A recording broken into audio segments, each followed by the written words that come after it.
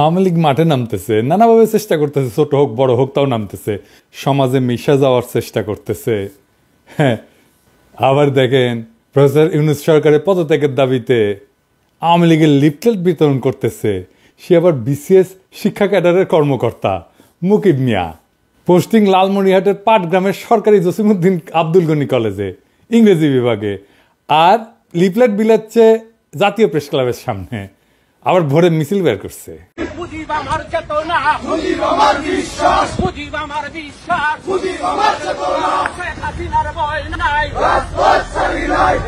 Slogan আবার দিচ্ছে ওই মুকিম। ওই ছাত্রলীগের কেন্দ্রীয় কমিটির সাবেক গণশিক্ষা বিষয়ক সম্পাদক ছিল। এইগুলা যেটি দেখবেন সেটি দাবরানি দিবেন, কোথাও এদের দাঁড়াবার দিবেন না। এটাই হইতেছে এখনকার স্ট্র্যাটেজি। 4 আগস্ট এই হারামজাদা শিক্ষা ভবনের সামনে মিছিলের নেতৃত্ব দিছে, খুনি হাসিনার পক্ষে প্রকাশ্যে স্লোগান দিছে। তারপরে 6 মাস ঘুরে বেড়াচ্ছে, পোস্টিং নিয়ে বসে আছে পাটগ্রামে। যে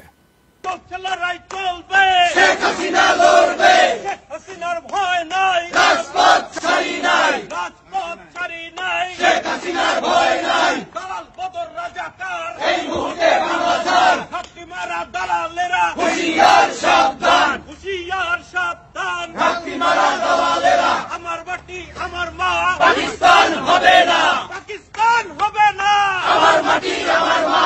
শিক্ষামন্ত্রীর বাসায় হামলা কেন? খুনি খালেদা জবাব দে, খুনি খালেদা জবাব দে। শিক্ষামন্ত্রীর বাসায় হামলা কেন? শিক্ষামন্ত্রীর বাসায় হামলা কেন? খুনি খালেদা জবাব দে। গত 6 মাস তার ফেসবুকে টানা অপপ্রচার চালায় গেছে সরকারি চাকরি কইরা। কেউ কিছু বলেনি, দিব্যি ঘুরে বেড়াইতেছে। বাসা বোধহয় সেগুন বাগিচা বা পল্টনে। ফেসবুকে যা লিখেছে সেটা ওর নেত্রী হাসিনা 2018 সালে সরকারি কর্মচারী একটা শৃঙ্খলা এবং আপিলের যে বিধিমালা 3 খ এই ধারা অনুযায়ী শাস্তিযোগ্য অপরাধ করছে, তাও সে আছে। শিক্ষামন্ত্রী হচ্ছে বিএনপির পছন্দের মন্ত্রী, ওই ডায়াপার পরা ওয়াহিদুদ্দিন মাহমুদ। 30 সেপ্টেম্বর আমি পোস্ট দিছিলাম এই ভিডিওর। ওই মাউসির সামনে স্লোগান মাস্টার কে নামও পাওয়া গেছে।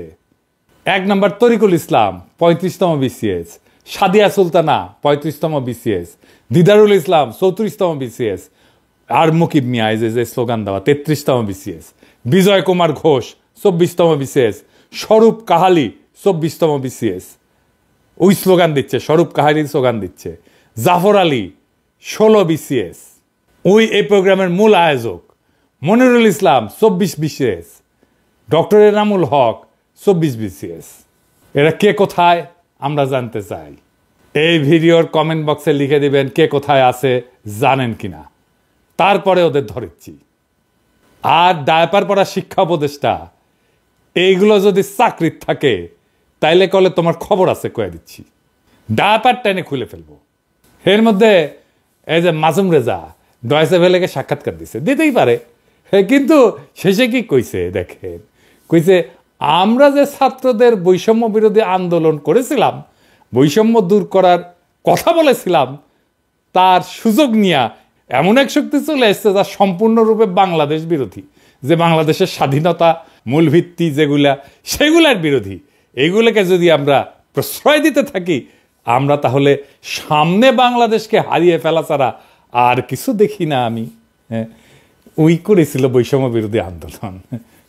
গপ্প মারাও মাসুম রেজা। মাসুম রেজা আমাদের সমসাময়িক, আমার কয়েক বছরের সিনিয়র হবে, একই সাথে ছাত্র ইউনিয়ন করতো রাজশাহী বিশ্ববিদ্যালয়ে। হ্যাঁ, আপনি করেছিলেন মাসুম ভাই বৈষম্য বিরোধী আন্দোলন। 16 জুলাইয়ের পরে তো শীত নিতে গেছিলেন। হ্যাঁ, অক্টোবরে এসে ফেসবুক গুতাইতেছেন, লেগালেগি সব মুছে দিচ্ছেন নাকি? হ্যাঁ, খুঁটি করেছিলেন বৈষম্য বিরোধী আন্দোলন খাটেত। হ্যাঁ, 25 সুন্দর সুন্দর মাইয়া নিয়ে তো নাটক টাটক করেন। হ্যাঁ, করতেও পারেন খাটেত। হ্যাঁ, বৈষম্য বিরোধী আন্দোলন মুক্তিযুদ্ধ করেছে আপনাদের আগের প্রজন্ম, খাটে আপনিও করেছেন হয়তো। মেজর ডালিমকে নিয়ে 2 বিসিলা কইয়া পোস্টার দিয়েছিলেন না? তো আমাক পোলা বানিয়েছে কয় যে মেজর ডালিম দিয়ে 2টা বিসি পাঠিয়ে দিই, মাসুমের 2টা বিসি ছিঁড়ে নিয়ে। হ্যাঁ, বুঝছা চাইছিল কলে পোলা পায়ন, আমি ঠেকাইছি। হ্যাঁ, পাঙ্খা গছেছে মাসুম ভাই। হ্যাঁ, নতুন বাংলাদেশে নতুন বয়ানের সংস্কৃতি চর্চা হবে। পুরো হাসিনার আমলে আওয়ামী ফ্যাসিবাদের বয়ান উৎপাদন করেছেন, ওই ন্যারেটিভ চলবি না। আপনাদের নতুন নাটক লিখতে হবে, নতুন সংস্কৃতি চর্চা করতে হবে। আমাদের বাংলাদেশ বিরোধী বলবেন না, ভুলেও না, কখনো না, কেউ যেন না বলে। এই আমাদের বাংলাদেশ বিরোধী বলবেন বিসি টাইনা ছিঁড়ে ফেলবো একেবারে। আপনার সাথে ব্যক্তিগত পরিচয়ের সূত্র ধরে বলতে চাই, অ্যান্টিফ্যাসিস্ট শক্তির সাথে আপনাদের অ্যালাইন্ড হইতে হবে। আমার বাবা নাটকের লোক ছিলেন, আমি চাই আপনাদের সাথে কথা বলতে আপনাদের কনসার্ন শুনবো, আর আমাদের এক্সপেকটেশন শুনবেন। আমরা এনশিওর করব নিরাপদ সংস্কৃতি চর্চার। আপনি আওয়ামী বয়ান উৎপাদন করবেন, আবার এসা ওটা পারবেন না, করতে দেওয়া হবে না। আওয়ামী বয়ান আমরা ধ্বংস করে দেবই দেব। আমরা পারি কিনা সেটা তো দেখিছেন। আর ভাইবেন না যে এডি বসে খালি আওয়াজ দিই, তাই না? এডি আওয়াজ দিব, ঘটনা ঘটবে বাংলাদেশে। দেখেন চিটাগাঙে স্যাম্পল দেখেছি। একটু আগে আমি যখন ঘুমানোর আগে আমি বাসায় দেখছি পিনাকি ভাই লিখছে যে নেভি কনভেনশনের নজিবুল হোসেন মাইজভান্ডারি এবং এমপি সনি এই দুজন এখানে অবস্থান করতেছে। রাতে খাবারের দাওয়াতে আসছে ওরা। এটা শোনার পরে আমরা এদিকে আসছি, আমি আর আমার ছোট ভাই আইমান, আমরা দুজন এখানে আসছি। আসার পর দেখতেছি আমাদেরকে নৌবাহিনী অসহযোগিতা করছে। প্রয়োজনে শক্তি প্রয়োগ করতে হলে করব, শক্তি প্রয়োগ করতে হবে, কারণ প্রতি বিপ্লবী কর্মকাণ্ড এখনো চলমান। তাই আমাদের লড়াই এখনো শেষ হয় নাই। অনেক অমীমাংসিত ইস্যু আছে, সেগুলো সেটেল না হওয়া পর্যন্ত ক্ষমতার সাথে পাল্টা ক্ষমতার লড়াই হবে। ওপেন প্রস্তাব হয় নেগোশিয়েট করেন, অথবা হেড অন কলিশন করেন, চয়েস আপনাদের। বটম লাইন, আওয়ামী লীগ আওয়ামী বয়ান আমরা রাখবো না। কেউ আমাদের এই মিশন ঠেকাতে পারবেন না।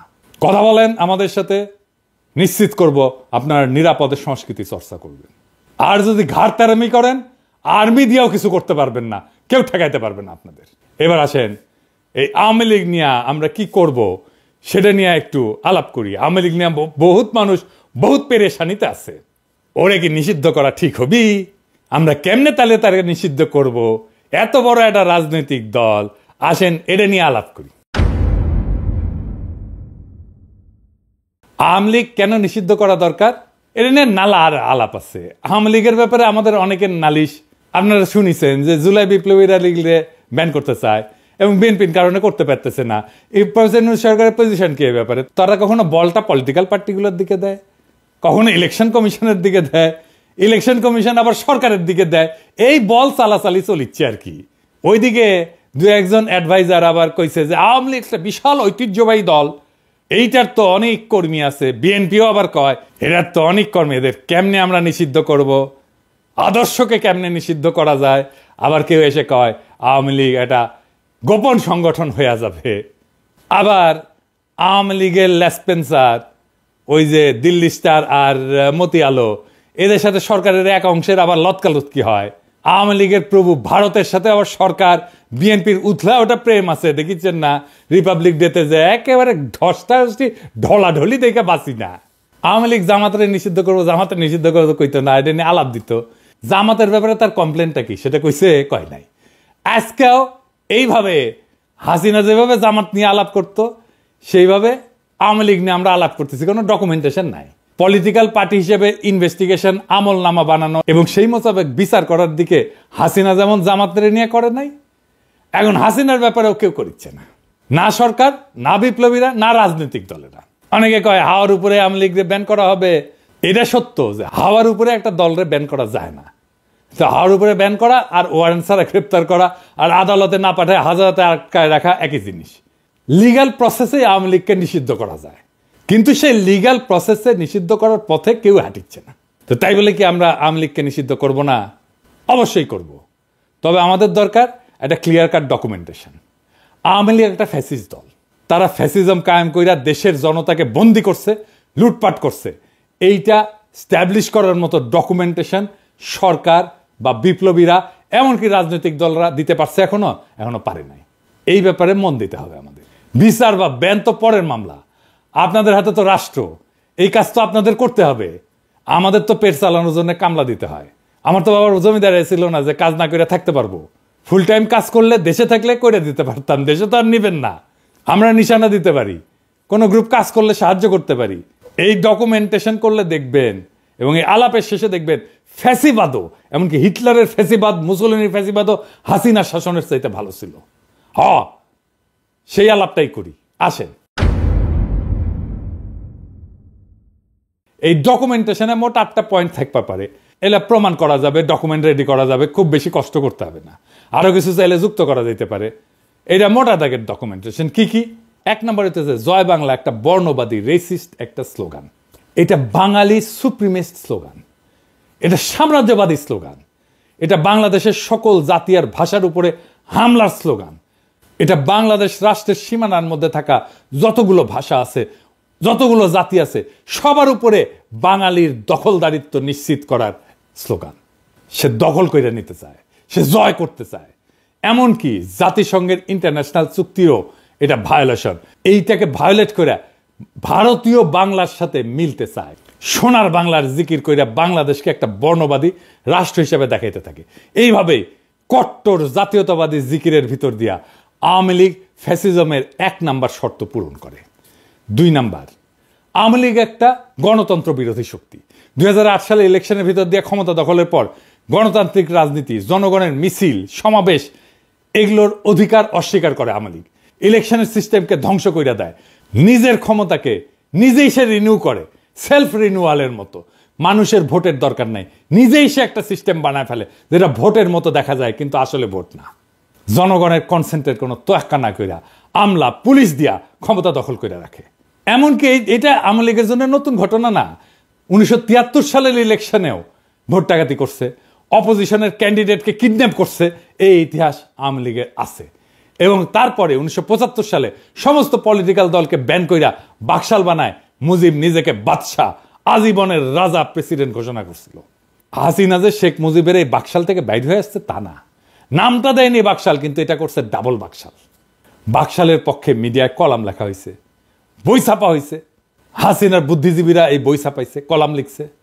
নিজেদের শাসক বাছাইয়ের যে নাগরিকদের এখতিয়ার, সেটা ডাকাতি কইরা আওয়ামী লীগ ডেমোক্রেটিক কমিটমেন্টকে অস্বীকার করছে। এবং জাতিসংঘের যে মানবাধিকার কনভেনশন, যেটার একটা অন্যতম প্রধান বৈশিষ্ট্য হচ্ছে ভোট দেওয়ার অধিকার, সেইটা কায়রা নিছে। ওইটা ভাঙ্গা ফ্যাসিজমের আর একটা শর্ত পূরণ করছে। 3 নাম্বার, মানুষের বিবেকের স্বাধীনতা এবং ক্ষমতার সরকার রাষ্ট্রের ব্যাপারে নাগরিকদের অমত দেওয়ার যে এখতিয়ার, সেটা রদ করে দিছে আওয়ামী লীগ।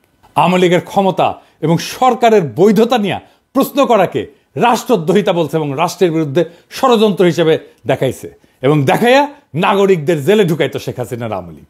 ফলে হাসিনার শাসনের এখতিয়ারকে প্রশ্ন করার মতো কোনো মিডিয়াকেও থাকতে দেয় নাই। সমস্ত মিডিয়াকে সরকারি প্রোপাগান্ডা মেশিন বানায় তুলছিল হাসিনা এবং নিজেদের ডেফিনেশনের উন্নয়নের মিছা কথা প্রচারে রাষ্ট্রের সকল দপ্তর এবং বেসুমার টাকা পয়সা ঢালছিল তারা। এমনকি প্রাইভেট প্রতিষ্ঠান যেমন মোবাইল কোম্পানিগুলোকে বাধ্য করছিল তাদের প্রোপাগান্ডা প্রচারে।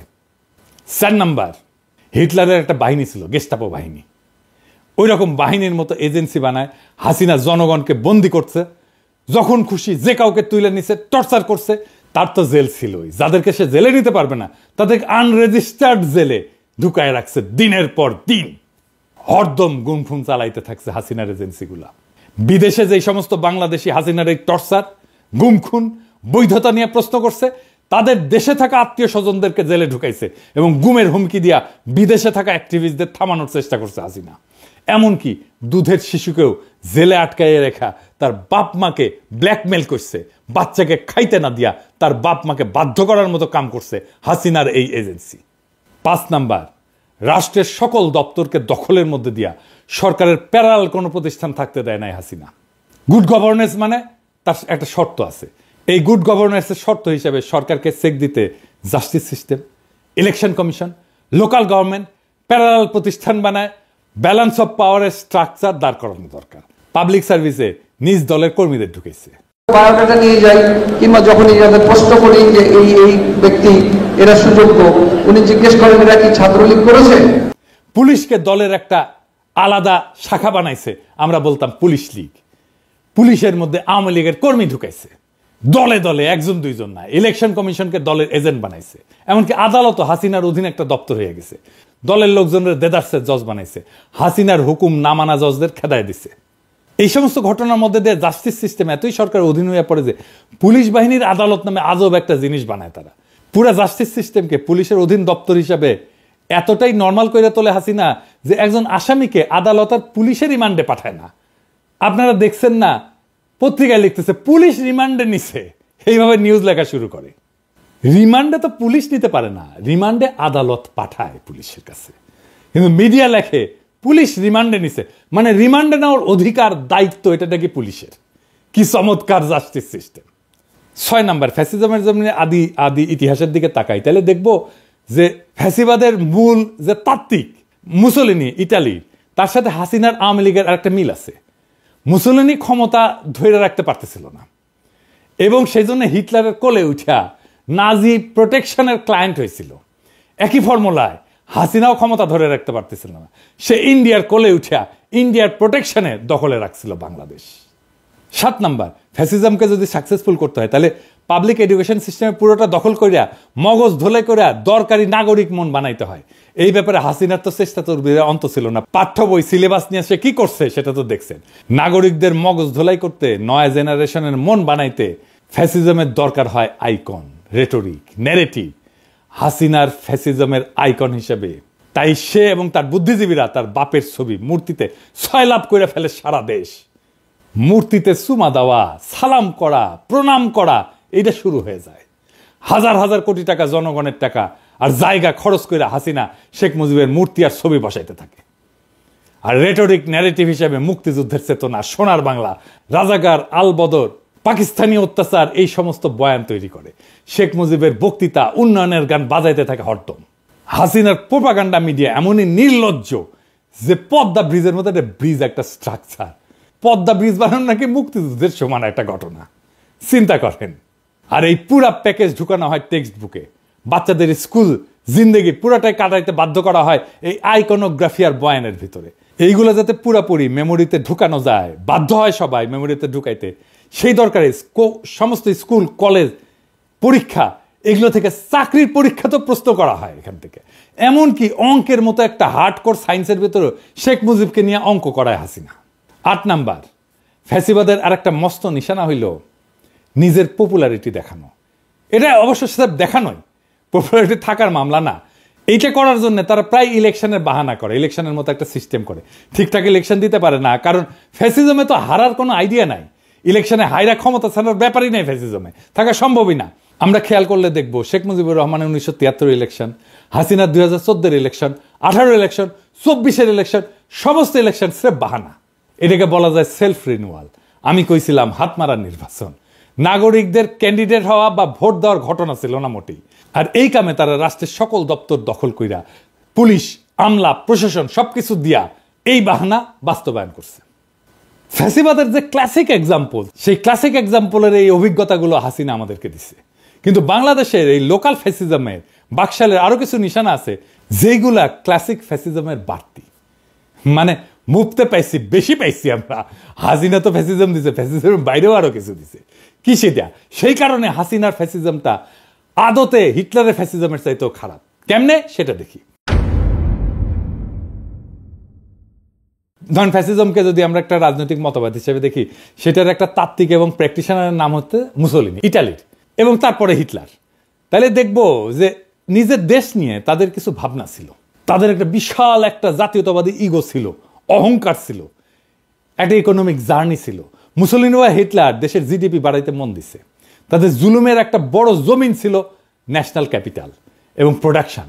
প্রথম বিশ্বযুদ্ধের পরে মাত্র কয়েক বছরের মধ্যে তারা ন্যাশনাল প্রোডাকশনকে এমন জায়গায় নিয়ে গেছিল, একটা বিশাল বড় জায়গায় নিয়ে গেছিল।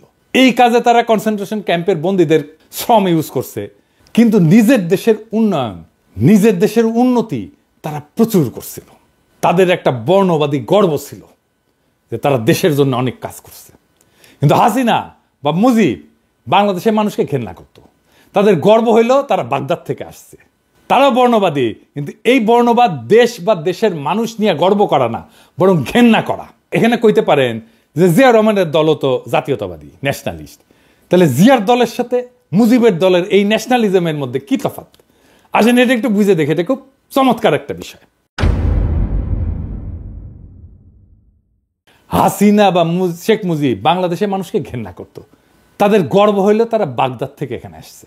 তারা বর্ণবাদী, কিন্তু এই বর্ণবাদ দেশ বা দেশের মানুষকে নিয়ে গর্ব করার মধ্যে বর্ণবাদ না, বরং ঘেন্না করার মধ্যে বর্ণবাদ। আর জিয়াউর রহমানের জাতীয়তাবাদ, এটা জাতীয়তাবাদ, কিন্তু এটা দেশের মানুষকে নিয়ে গর্ব করার জাতীয়তাবাদ, ঘেন্না করার জাতীয়তাবাদ না। হাসিনার কাছে বাংলাদেশ তার বাপের বানানো দেশ, বাপ তার এই দেশটাকে স্বাধীন করে দিয়ে গেছে, এর মালিক সে, এটা তালুকদার সে। এখানে হাসিনা আওয়ামী লীগ এখানে ডাকাতি করবে, কামাই করবে, তারপর পয়সা পাচার করে দেশের বাইরে নিয়ে যাবে। এই দেশ তো তার না, এই দেশে সে দয়া কইরা থাকে।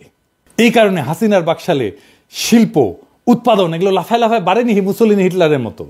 জাতীয় সম্পদও মজবুত হয়নি, বরং কমছে। ব্যাংক ডাকাতি কইরা পাবলিক মানে বিদেশে পাচার করছে।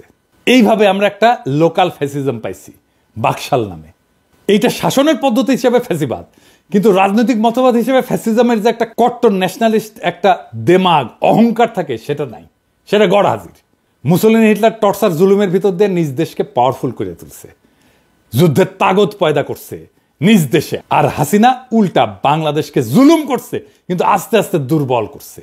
জাতীয় যে অহংকার সেটাকে পুরাপুরি কোরবানি দিয়া শুরু থেকে ইন্ডিয়ার দাস রাজ্য হিসেবে বাংলাদেশকে তৈরি করছে এবং লুটপাট করছে। তার মানে এখানে হাসিনা লোকাল মাফিয়া গডমাতার। ফ্যাসিজমের সমস্ত পদ্ধতি সে কায়েম করছে, কইরা তার তালুকদারি কায়েম রাখতেছে এবং ডাকাতি কইরা বিদেশে পাচার করতেছে পাবলিক মানি। এই জন্যে বাকশাল হাসিনার শাসন ফ্যাসিজমের চাইতে খারাপ আসর রেখে গেছে, বাংলাদেশকে ফতুর কইরা রেখে গেছে হাসিনা।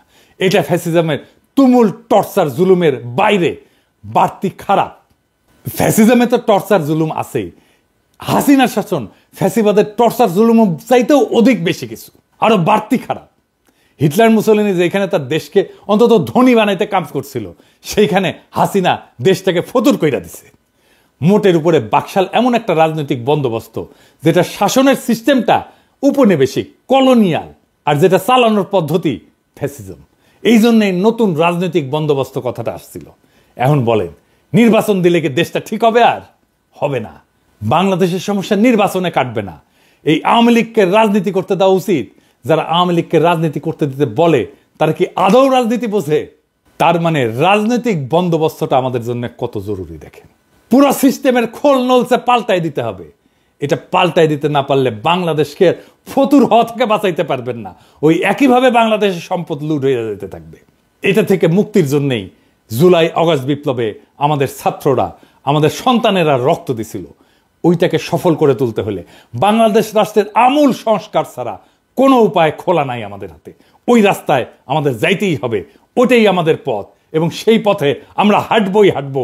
নির্বাচন দূরে থাকো, আগে বাংলাদেশকে রক্ষা করো, বাংলাদেশকে ফতুর হওয়া থেকে বাঁচাও, বাংলাদেশকে ফ্যাসিবাদের আসর থেকে বাঁচাও, বাংলাদেশ থেকে ফ্যাসিবাদের সমস্ত চিহ্ন দূর করার পথে হাঁটো। বাংলাদেশ ওই রাস্তায় হাঁটতে চায়, আমাদেরকে ওই রাস্তায় হাঁটতে দেন। আমরা ওই রাস্তায় হাঁটবই, আমরা বাংলাদেশকে ওই রাস্তায় নিয়ে যাবই। ইনকিলাব জিন্দাবাদ।